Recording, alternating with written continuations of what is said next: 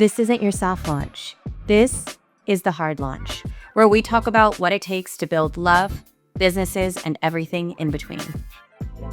Hi, Alina and Daria. It's so great to have you guys here. This is sort of full circle moment because we met briefly, I think now a year ago, but I'm so excited to hear your journey in building WedVibes Media.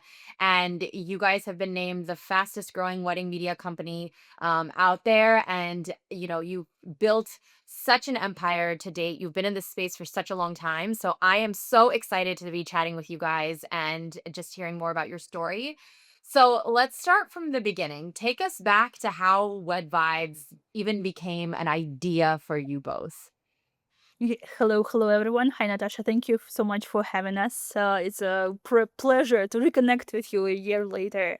Uh, I will start, and Alina will build on because I Because was. Alina joined Daria down the road, so Daria has all legacy about the project. So yeah, Yeah, it's like I think like it's the usual with like all startups. It all comes from the personal story. So I used to be the wedding planner and organize this beautiful luxury events in Europe and back in Russia, where we're from. And I basically grew up with the creative industry. I've been in this industry for 15 or even 16 years to this point. Yes, this is how old am I? So- and all my friends, I want to say like a majority of my friends are the creatives. And as a planner, it was like way even before the Instagram, and then the Instagram stormed into our lives. But the problem never changed. The creatives are very good on their craft. They know what they do. They're passionate about what they do, but they always struggle with how to sell themselves. I do believe it's not only the problem in the wedding industry, but yes, specifically there. And I used to call myself like a devil's advocate, like to my couples, to the brides and grooms. I had to sell the services of my friends, and I was always like, "Oh, do you know them? Like they are being published here, recognized there. Like they have a like best testimonials. They can do this and this." At the same time, all of my friends were like, yeah, yes. She said that's about me. Yes, that's me. And this is how the idea started slowly progressing with me building the websites for my friends, leading the content strategy for their Instagram. And at some point, I met my first partner, and we thought, okay, what if we will decide and we'll create the platform? It was initially digital and print magazine, and we will give the voice to our friends. And since then, it's been a like long journey. I moved to United States 6 years ago. Met Alina. She is the genius in marketing. She used to work in the corporate world, and she like had this idea: what if we will actually uh, change the course and for WedVibes and create the international community based in the United States. And Alina, you can take and from here we here. are. I mean, that's probably the chapter 2 started, and the chapter when you probably met or got introduced to Wed Vibes as a person who is into weddings. Yeah, we just decided that we can grow internationally and combining our experience and also our ambitions. We just give us a shot, and it was pretty challenging at first because we both are we are both immigrants, and back in the day, Daria English was better. Mine was very strong accent. It's still pretty strong. Like we had a lot of insecurities if we can step into the industry, which in our perception was completely like only Americans, especially speaking about like big media outlets like Brides, Tell Me Pretty. Back in the day, they were big, and but I guess we just kept pushing it somehow, and we found ourselves in the position when people started reaching out to us and acknowledge us. And ever since then, we just growing faster and faster. What made you confident that like this is what you're going to pursue, right? Like you've been doing this for more than 10 years now, right? So like what was the moment where you're like this is what we all want to commit the next, decade plus of our lives to, and we know that this is such an opportunity or a problem that we want to solve for, that we're going to go for it. Like there must have been a moment where like your confidence was, or your decision, you were so confident that you were able to kind of make the decision to move forward. Daria is driving ideas and opportunities, and I'm driving monetization and, let's say, realization or execution of them. So speaking of the opportunity, Daria has expertise and creativity, and she can speak on behalf of the wedding professionals because she's been in that pool. And I give the perspective, all right, like if it can be bigger or how we can strategize that. So speaking of that, I cannot say pivotal moment, but when we realized that we knew that there is an opportunity because it's one of the biggest unstructured markets, because it's a market of solopreneurs. There is no Nestle or Coca-Cola that own, I don't know, the big market share. It's a bunch of solopreneurs who like doing pretty well and operate in big budgets comparably with the other small businesses. So it's very unstructured. We understood that, yes, on from the small entrepreneurs perspective, we can really help them and to give them the platform where they can be seen and recognized by the couples. So that was easy. But when we really realized and understood that it can work out, when we just started, uh, we kind of, yeah, we just started, um, how to say, opened our membership, I would say like that, WedVibes membership, and several people sign up in the first month. We just talked about that. We just started. We announced that, yeah, WedVibes membership is available for wedding photographers, planners, and people signed up without like asking a lot of questions or challenging us. And that was a sign that, yeah, if people sign up so easily, that probably where the potential is. But I believe Daria also have something to build on and like share her perspective. Yeah, I totally agree with what you said. It just we talked about the numbers a lot. It's the industry that's worth $220 billion, and yet they're like no big players. It's such a saturated market from everywhere. And to give you like the insight in our journey, it wasn't like the transition flow from like European WedVibes to like international one. It wasn't like the one day decision. It took us several years. And but we met with Alina at UCLA. Right then, we just arrived to United States, and the idea was born initially to do marketing. We created a marketing agency, but and we had so many clients from the groceries delivery to sex toys shops. We've done a lot, but because of my background, of course, the creatives started to slowly pulling in auto marketing agency. And then we realized, okay, nothing has changed. It's a huge industry. There are like 4 million weddings happening just in US every year. Imagine the number in the world. People, no matter what, pandemic or something else, the economical crisis, they will continue to get married because it's the only one celebration that you can gather so many people, friends, family, and they will arrive, they will travel even half around the world. They also continue to get married. Yet the our let's say clients, who like the people who came to our marketing agency, the wedding creators, they still had the same problems, no matter they live in Australia, US, Canada, Greece, or whatever, Russia. The problems are always the same. They struggle how to sell themselves. So knowing the demand in the industry, knowing that all the solopreneurs know nothing about marketing because they really good in what they do, it actually, I think, like gave us the idea, okay, let's maybe continue what was started like a few years ago, but maybe pivot it to international market. Very interesting. And I think you hit on a lot of things that maybe some people who aren't as familiar with the industry don't realize. Like, first of all, this is an industry of creatives that don't know the business side. So a lot of times they completely neglect the marketing and the business side. And that is such a massive part of being a solo entrepreneur, right? Like, you have to acknowledge that you have to manage the business side. And part of that is marketing, sales, the administrative side of things. And I think a lot of these creatives in the industry maybe struggle with that. So it's amazing you were able to kind of catch on to that.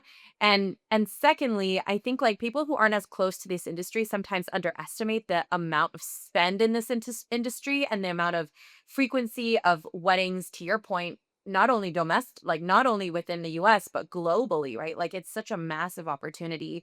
that really nobody's been able to like crack in terms of gaining majority of market share, not only from the media standpoint, but really also from sort of the software solution standpoint, which is what we're building in. And, even if you look at that space, it's so fragmented. And it's oftentimes because I think the space itself is underestimated from like, investors, funders, all the things. And so it becomes this like kind of self-fulfilling prophecy where people don't understand the space and don't understand the opportunity in the space, and therefore it becomes an overlooked market in itself. Yeah, absolutely. Like whenever, and I used to live in Silicon Valley. I used to live in Springline where we've met almost 2 years, and I've met so many people from tech world, AI, whatever. And whenever they heard my story, like, what? Can you actually make money in this industry? And like, yes, you have no idea how much people actually do spend on weddings and how the projection goes so that in by I believe by 2030 it will be evaluated at like $700 billion. So it's growing every day, I've every day. seen those numbers too. I was on a call this morning with an investor and he told me remove weddings from your pitch because nobody knows how like nobody understands the like money making potential of that industry. And it's just really sad to me because to your point, if you look at the numbers are there. I guess. I guess because it's very female industry. It's a female industry. I mean, I always go back to that. Yes, I'm banging my head against a male wall coming from a female industry. That's the problem, right? That's why so many female founders in this space struggle. Because I think honestly, you're faced with sort of this pushback from a male industry, like male industry, male funders, male investors, and therefore it becomes overlooked and becomes sort of this industry that like doesn't really get the innovative attention that an Yeah, industry because they should don't get. understand it. And I listened like off top.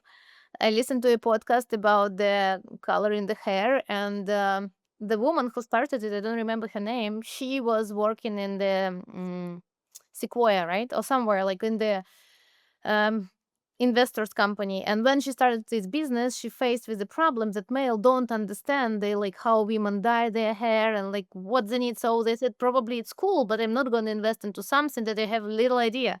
So probably wedding is some kind of similar. That's why we have such a gap. Such a gap.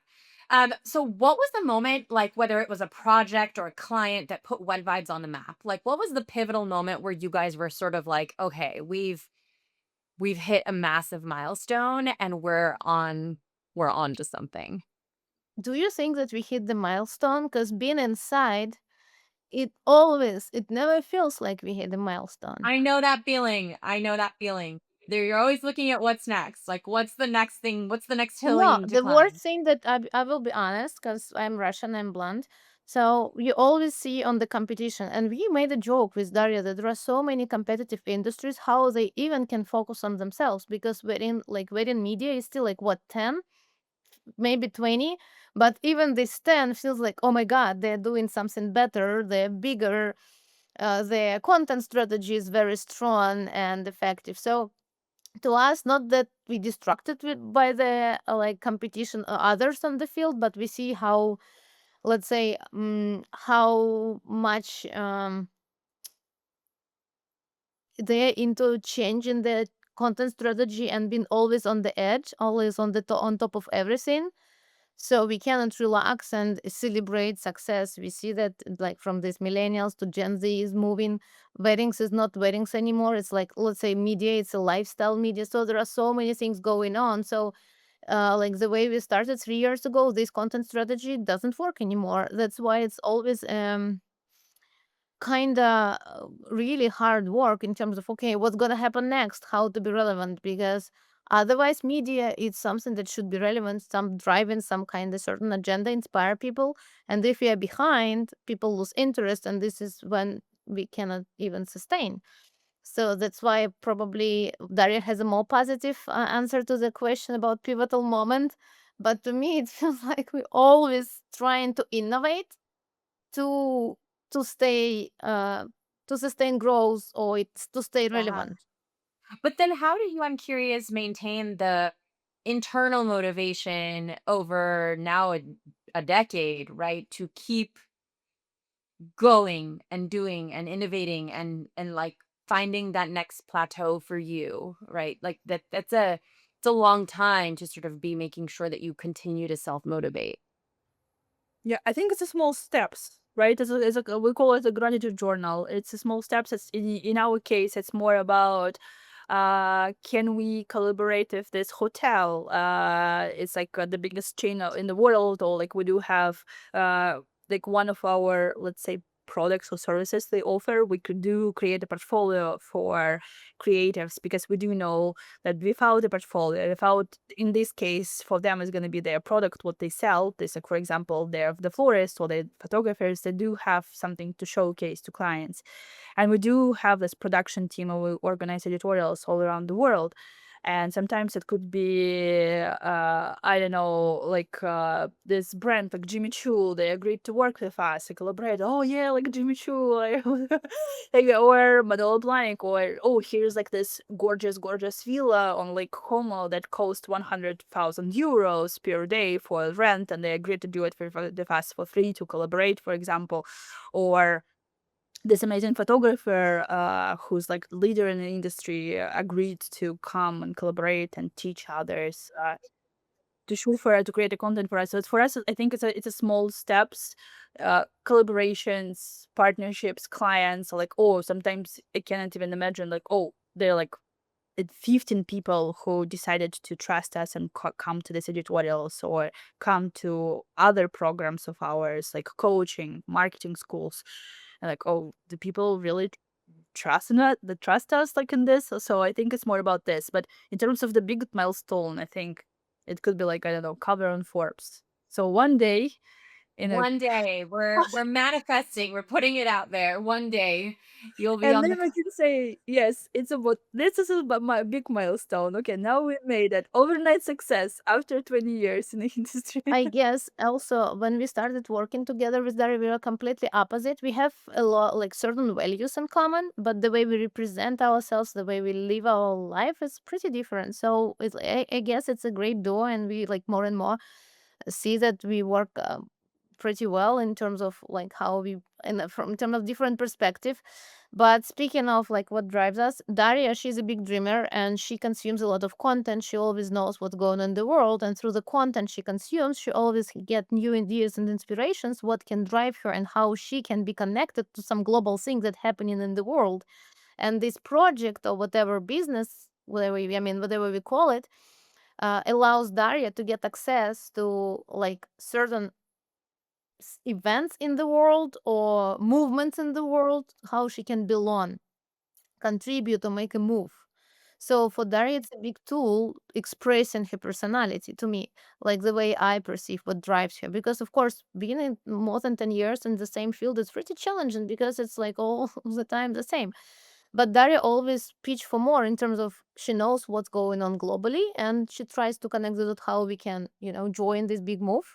Not only in terms of content, but yeah, we do style shoot, we do education, we now start talent management agencies similar to Hollywood and like represent wedding artists.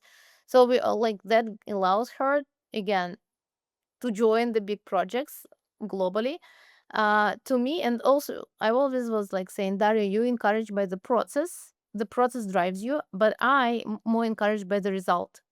So process to me doesn't, I don't care really, but if there is a big result, that is like, okay, I can work hard, I can do this podcast at 10 p.m. Like, okay, like I got it. So speaking of the result, like I've been here 3 or 4 weeks attending our project in person, like the style shoot where photographers and planner come to create portfolios. There was a planner tour in Tuscany when we like discovery tour when we showed the venues.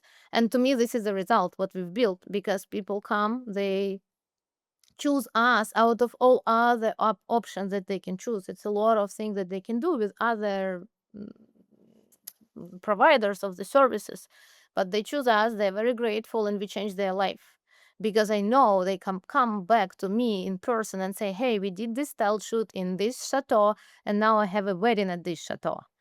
Or like we did a mastermind and you told me to change my pitching process or sales funnel. I changed it and I see that's a great success. Or like we did the previous planner tour in Tuscany, and we created content from this tour and run our bookings. So to me, that's a result that we change lives, and attending those events, it's okay. That's a big recognition that really drives me. Yeah, I can imagine that. Like if you stop for a second and probably look around the room and to Daria's earlier point also like and realize that all these people came because you just called them to come, and they came and that's like a very validating data point that, like they trust you and they perceive you and the business in some way that they understand the value add that you're giving to them. So I totally understand why that would be very like kind of how you define success. I'm curious how you guys both knew because you mentioned that you guys both work in very different ways. How did you know in the beginning that you would work well together? Because getting into a business partnership or any partnership is risky, especially one that is a business partnership that can last this long as you guys did.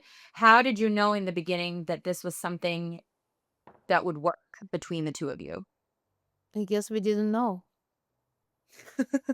We used No, to I mean, No, actually, there I was have a story. No, there's a cool story about how we decided to do it.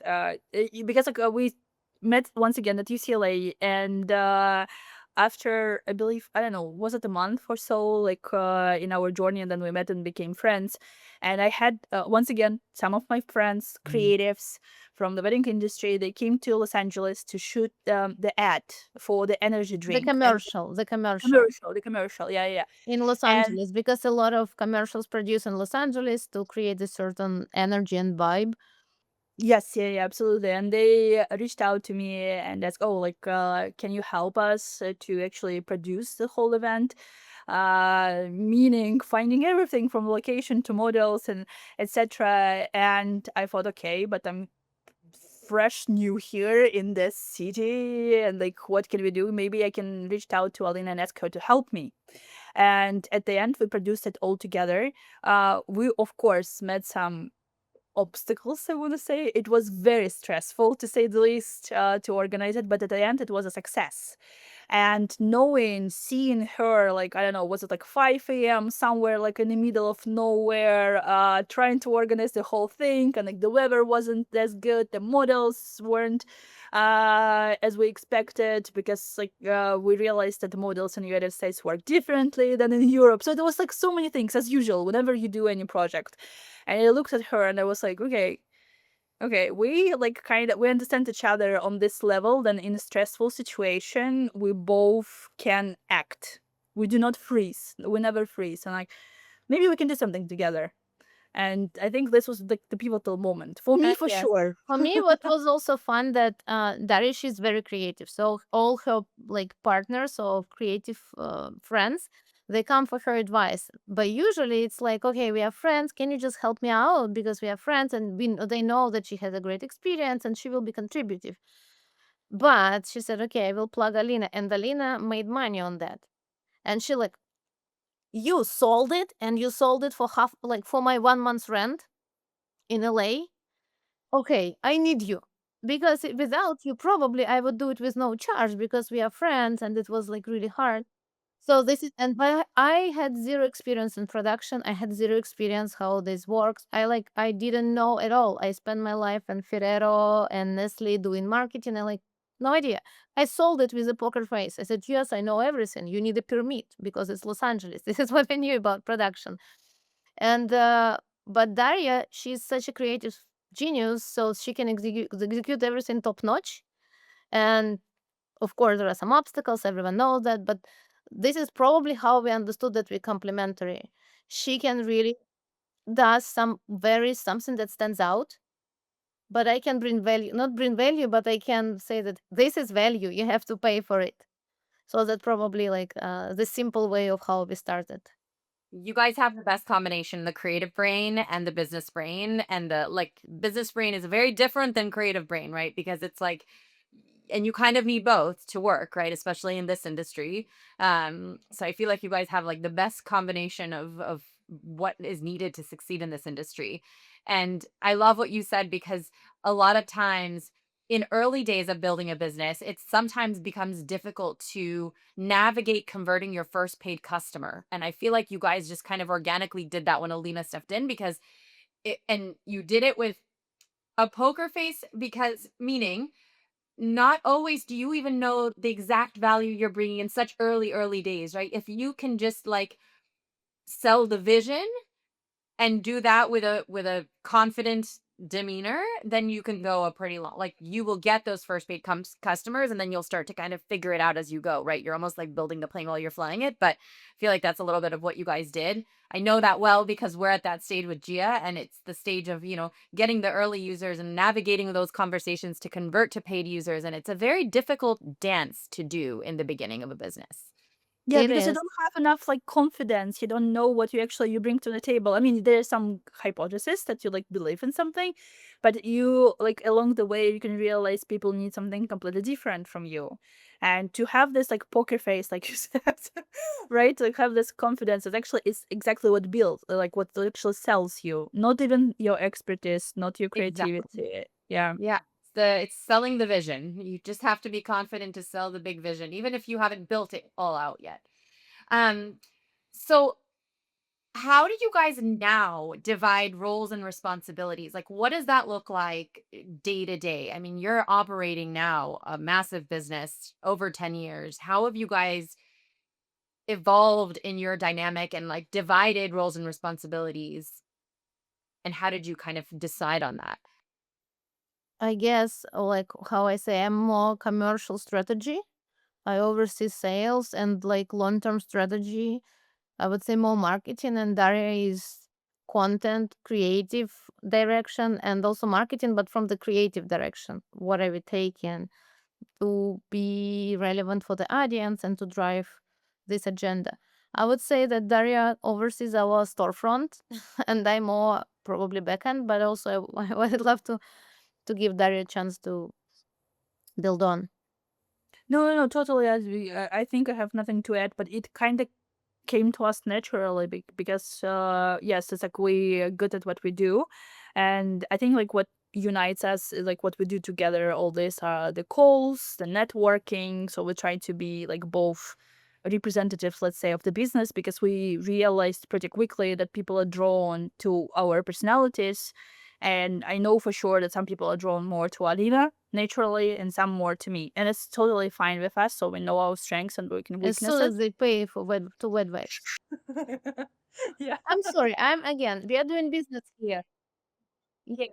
As soon as it helps us to sell whatever we want to sell, it's okay that people like got into Daria's network Yeah. or into mine. So, Yeah. how do Yeah. you guys handle disagreements? And have you ever had one that's been like a blowout? Like, how do you manage through that? I guess all the time. I mean, all the time. Especially in the beginning, we fight too much. Not too much, a lot, because Daria she never worked in like big corporate um company, and she always was surrounded with creative people. I don't know, sparkling ideas, talking about plans, Yeah. what they're Like gonna do. dreamers flowing Yeah, through and like ideas. money And Alina, non-existence, money will come. And I always worked again in Nestle and Ferrera, and I built career. So everything that I like, my approach is like, okay, what's the structure? What the speaking not, I'm not an Excel spreadsheet thing, but it's just like, okay, how we gonna monetize it? What the spine behind everything? I'm not gonna just no, I'm not head on the cloud. So, but it was good. It sounds pretty cool when people meet us. They say, "You amazing duo," but when you do things together, your business values or working ethic is very different, right? I'm used to weekly calls and this like hundreds of trackers we had in Nestle, tracker of the tracker. And Daria had no idea about trackers. And the way we like first tried to build something, she has her own style, how she built her business. I had my past experience, how like I see processes should be run. And of course, it was a lot of misunderstanding because what like the way she envisioned we're gonna do the project and I envisioned we're gonna do projects, something, right? We discussed we're gonna do something and like we start doing and our way was very different and there was a lot of misunderstanding in terms how things go and what results we achieve. And usually, of course, the price for this mistake were pretty high because we didn't achieve something that we planned to achieve and wanted to achieve. And then, okay, disagreement, not finger pointing, but some kind of, okay, or we tried to figure out what's the right way of running things. I guess it was also misunderstanding because Daria had her vision and her experience. I had different, and like whatever is right, like who will judge us? We didn't have any business coach, just mentor who will say, okay, this is how it should be done. And we figure it out as we go. But I guess, I think that probably last 2 years we kind of calmed down and acknowledged each other that we can do things differently and these things is better than Daria's way, others, let's say my way. But we pay the price of a lot of stressful moments. Yeah, conversations, and at some point we did have a coach and even like the therapist. They tried to, because we tried to, like what's the phrase going? It's like between like what I want to say, what I actually mean behind it, and what you want to hear and actually Hmm. hear. Like there's a huge gap. So of course, like, for the first couple of years, sometimes we struggled with like even like how to shape the message so the opposite side will understand it correctly, right?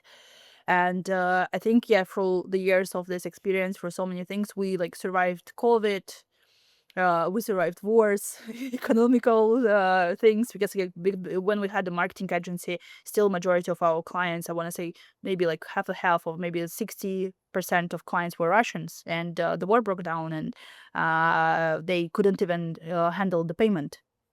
That because of the transfers, all like everything ICH, or how it's called, like international Because transfer. Visa and MasterCard doesn't Yeah, operate it doesn't work longer anymore. in Russia, so people cannot process So payment. we survived so many things together. Like, yes, yeah, we went to like coaches, therapists, and but like the idea. I feel like it's like with any relationship. If you want to make it work, you will make it work. It just, no matter the amount of struggles and conversation. But right now, yes, we're at the stage that we do understand. Okay, like she's saying this because it's stressful time. She's tired, or like she meant this, and like, okay, let's sleep it and like talk about it later.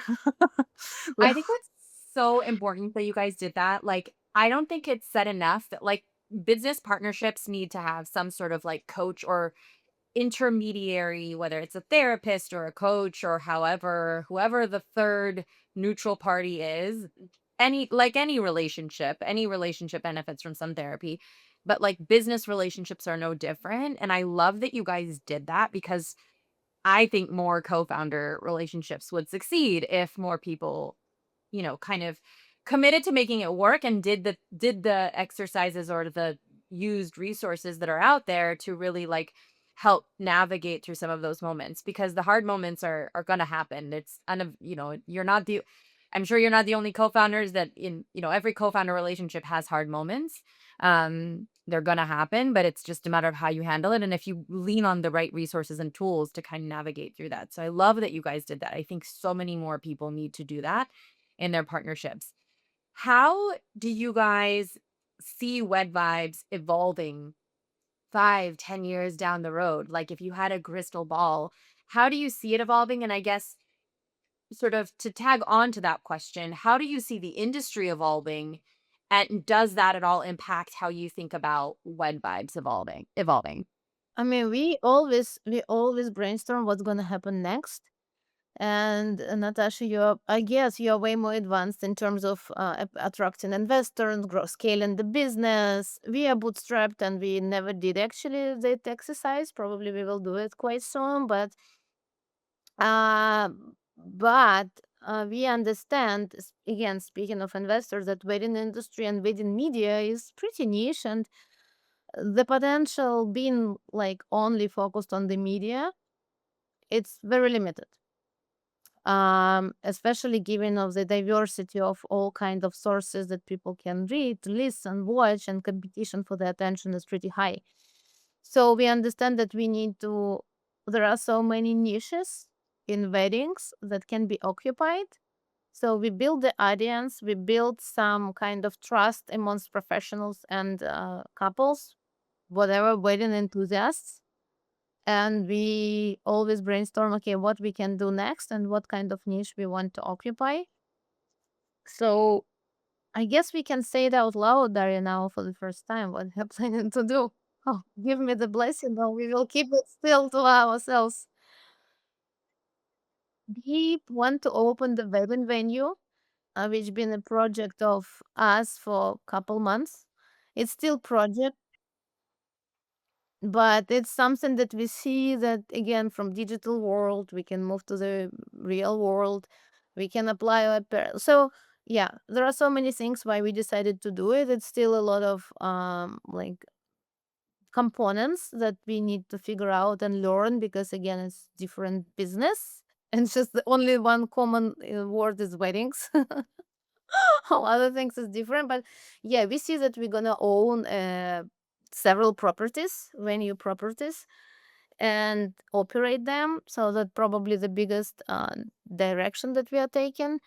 And yeah, Daria, I will give you a I chance love also that to for say. you guys. What made you decide to go in that direction? Uh, I think the initial idea was to um, own the physical thing, own the physical thing, property, service in terms of. So as a marketing people, right? Like I will tell you, like our main struggle that you have so many clients every day, and you give them so much energy, ideas, your knowledge, but at the end of the day everything depends on the client themselves, because we do not do all the operational stuff. We do the coaching, the mastermind, the courses. We can give them the exposure on our platform. We can write in articles about them. At the end of the day, it's all about themselves. And people, especially like solopreneurs, creative people, they always struggle like with still to this day, like going like on Instagram, showcasing the personal story, etc. And we do see, like Alina said, I consume so much content these days, and the generation is changing. The younger millennials are Gen Z right now. I actually the majority of the wedding industry in 2026 and 2027 is projected 60% of the couples who are getting married are actually Gen Z. It's a new territory for us because it's neither of us are Gen Z. We have some Gen Z in our team, but we try to understand it. And whenever, so I know that the approach, the marketing, everything is going to change a lot. Right now, you have to be personal brand. You have to be active on so many social media platforms. TikTok is no more the joke. It's actually the platform that it can bring you a lot of traffic and money. And I think with us, one of the things where we fought for a long time, we teach marketing. But what if we can, but we cannot actually go out there and do that. We do not have the physical product. But what if we will actually will own something and we can actually do it our own way? We can showcase it, like how we will envision it. This is the first reason, I guess. And the second reason, because having so much experience in weddings, publishing weddings from all around the world, we know that Italy and France, for example, they're like so rich in terms of the venues. Saturated. Yeah, the market, Yes. the venue market is saturated. American market is not It's saturated. not. In a Yes. like in terms of signature venues, not the Yeah. bar in Texas. Yeah, absolutely. So they like California has some beautiful like Napa Valley, for example, or like Sonoma County. They have some a few New York, like or like tri-state area. They have a few signature venues, but otherwise, it's not that rich that European market. And as a planner, I can tell you that the 50% of success of your event comes from the venue. It's all about surroundings. Do you have a beautiful background? What's happening inside? Is it transformable? Because, for example, if you will go to the Hilton hotel, to their ballroom. They're perfect for conferences. They're worse for the weddings. You have to change everything: the carpet, the walls. The You have to, carpets are the worst. I don't think people realize that when they walk in. yeah, But it's yes, you have to drape it all. You have to put something on top of the carpets. You have to change everything. yeah. So what if you will create something that can be transferable for different aesthetics and designed. And in the US also, the statistics showed us that the majority of the venues were built initially as something else. They were built as wineries, they were built as hotels once again. And right now, because they do understand the wedding is a biggest, let's say, profit opportunity for them, they try to change it, but it's still kind of like, yeah. And people struggle and they bring so much money to actually change it. And what if it will build something that initially designed um for the events that sold like this the weddings focus is like always on aesthetic, always atmosphere and aesthetic. Yes, exactly. I love that. I think that's amazing. Can you tell us anything more about where or when, like where are these venues going to be and what is your timeline?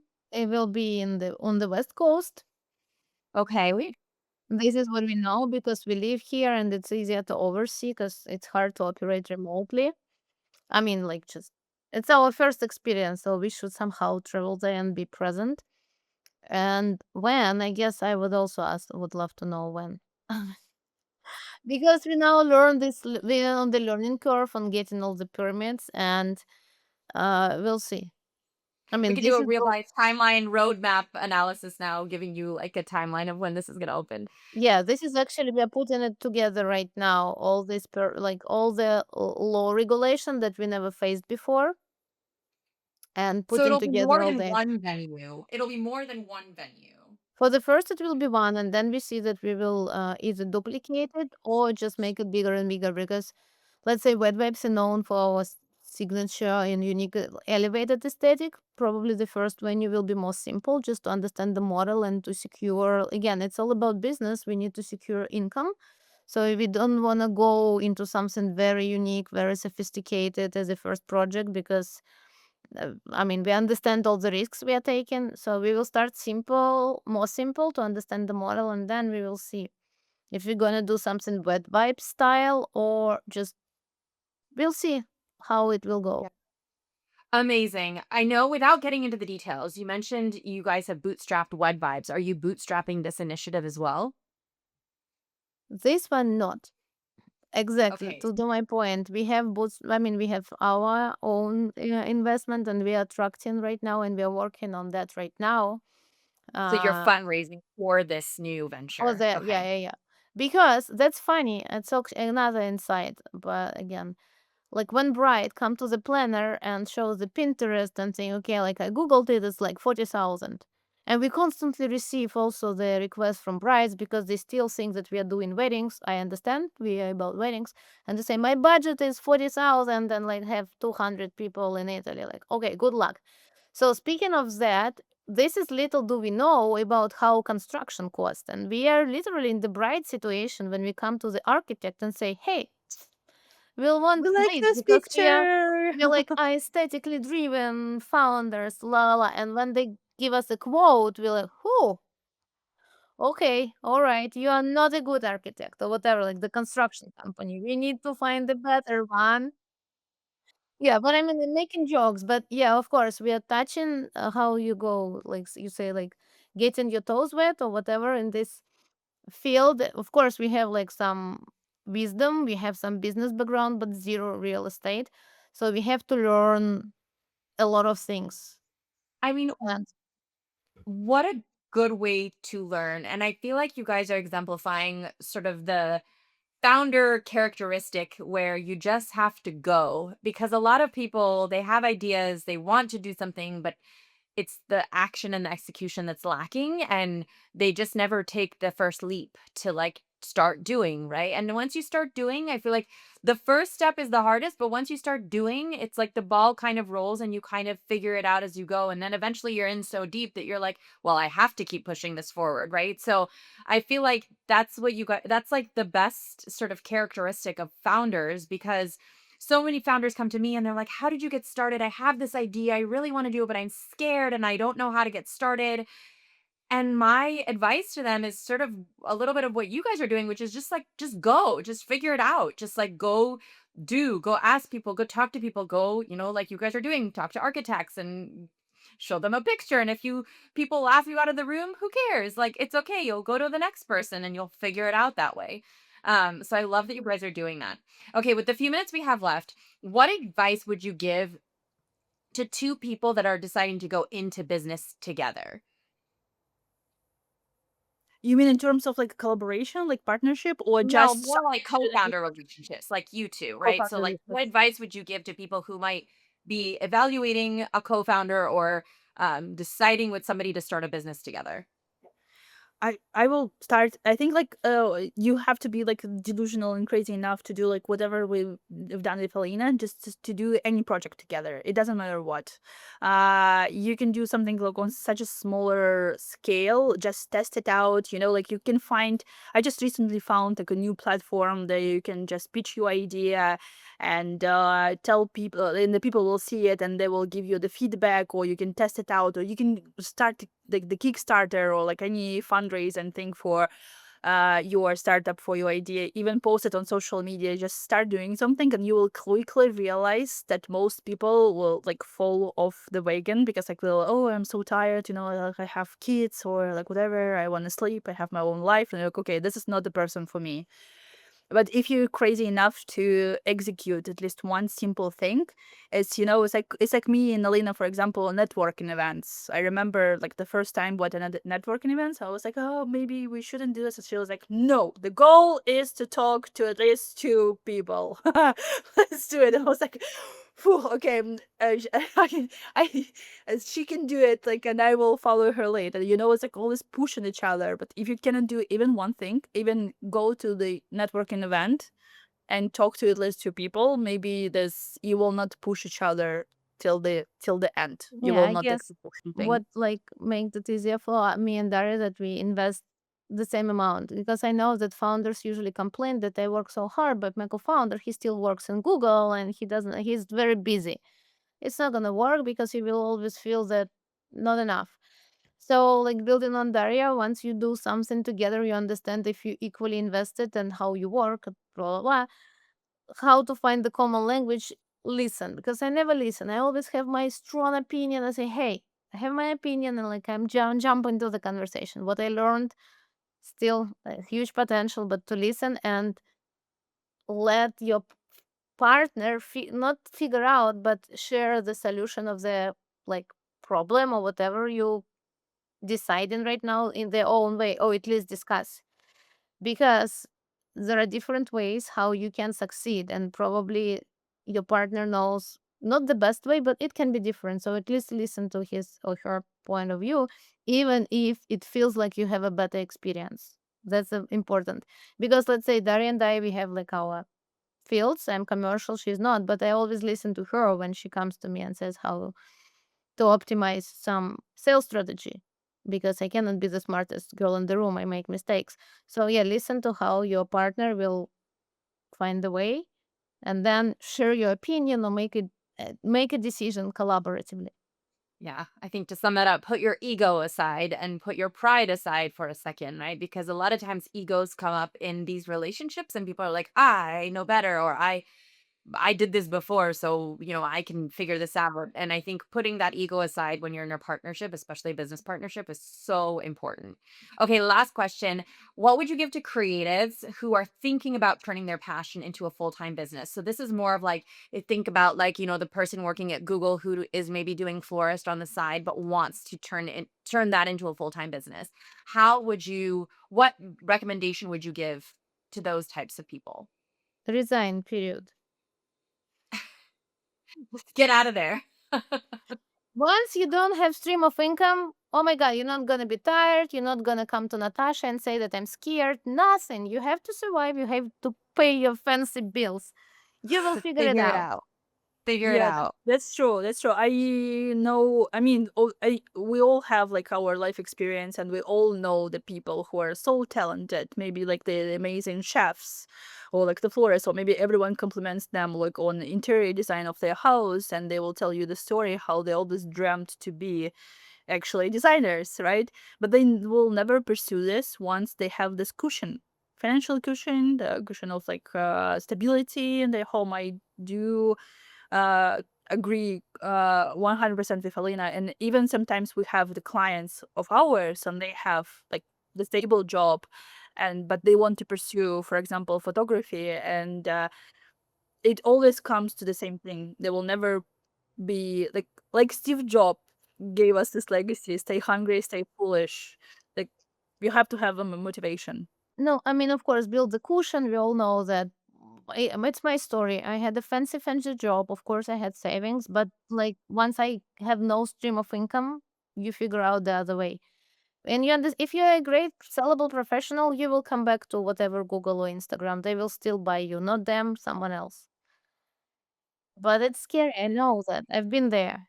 It is scary, especially when you're a bootstrap founder and you I think what a lot of the people need to realize too is you're not going to be earning that income from day one, right? Like you're not going to get out and go earn an income the next day if you're building something. I'm sure you guys experience this too. Like it takes a little bit of time, sometimes It years takes. before you're going to see an income again and before you're going to be able to pay yourself again, right? So, but you have to kind of push through that. Get creative.